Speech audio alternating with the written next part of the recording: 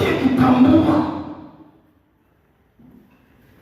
akitegemea mawazo ya Elisha, naye ni mfalme ambaye hakuweza yeye kufanya jambo bila Elisha. Na ndio maana anaposikia Elisha anaumwa, anaona yeye basi, yani yeye anaona tayari amekufa tayari.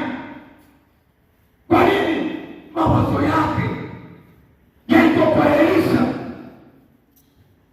Lakini jambo la pili, nimemwona mfalme akitumia fursa. Alikuwa amepewa fursa ya kushinda sana kwa kupiga mishale, yeye akapiga mishale mitatu akaacha. Hayo ni mtu ambaye hakujali fursa zilizokuja maishani mwake.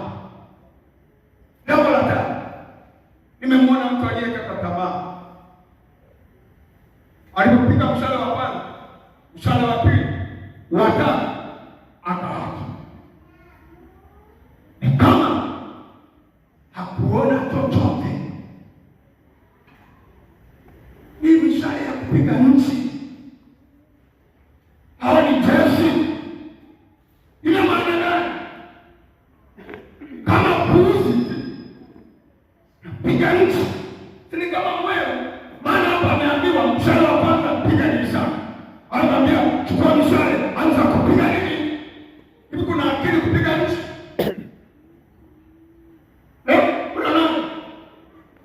Akaona kama asante, kosa imani, tosina imani. Huyo kama mfalme hakuwa na imani, mfalme aliyekata tamaa, mfalme asiyejitambua.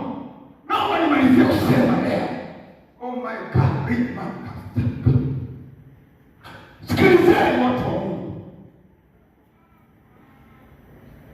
Mfalme alipokuja kwa nabii, nabii hakupiga mishale,